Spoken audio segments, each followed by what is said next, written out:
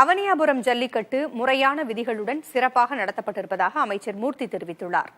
ஜல்லிக்கட்டில் உயிரிழந்த வீரருக்கு இழப்பீடு வழங்குவது குறித்து முதலமைச்சரிடம் பரிந்துரைக்கப்படும் என்றும் அவர் கூறியுள்ளார்.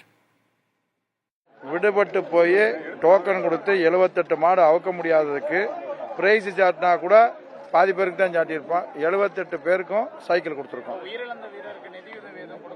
முதலமைச்சருக்கு வந்து பரிந்துரை ஆட்சியர் பண்ணுவாங்க. முதலமைச்சருக்கு இதுல இருந்து என்ன சொல்றாங்களோ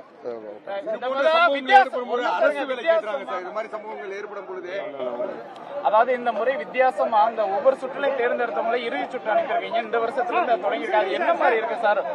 இல்ல ஏன்னு கேட்டீங்கன்னா 100% யூஸ்ஃபுல்லா இருக்கு. ஒருத்தர் என்ன சொல்லிடுறாரு, அரை மணி நேரத்துல எனக்கு போச்சு, 3/4 மணி நேரம் தான் நான் விளையாண்டேன் பிடிச்சேன், ஒருத்தர் 1 மணி நேரம். இப்ப அந்த பிரச்சனையே இல்லை. எத்தனை பேர் எத்தனை மாடு பிடிச்சிருக்கான்னு தெரிஞ்சுட்டு கடைசி ரவுண்டுக்கு அந்த தேர்வு ஓட்ட பூராத்தையும் எல்லாத்தையும் விட்டுறோம். சரிதானா? அதனால எனக்கு டைம்ன்றது சொல்றதுக்கு வாய்ப்பு இல்லை. அத்தனை பேருக்கும் தகுதி உள்ளவங்களுக்கு கடைசி நேரம் கொடுத்துட்றோம். மணி 6 ஆயிடுச்சு.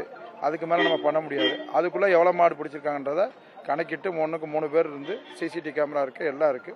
அதில் தேர்வு பண்ணி சார், நீங்க என்ன சொல்றீங்க? அத்தனையும் எல்லாமே அரசனுடைய விதிகளுக்கு உட்பட்டு எல்லாமே சரியா செஞ்சிருக்கிறோம். மாடு பிடிக்கிறதுல அது எதிர்பாராம விதமா நடந்ததுதான். அதனால இதை விட எல்லாமே போன வருஷத்தை விட இந்த வருஷம் அவனியாபுரம் அதை விட 100 மடங்கு சரியா பண்ணியிருக்கோம். அது மாதிரி எல்லா செல்லிடும் பாலமேடா இருந்தாலும் சரி, அலங்காநல்லூரா இருந்தாலும் சரி, எல்லாமே என்ன விதிகளோ அது செஞ்சிருக்கிறோம்.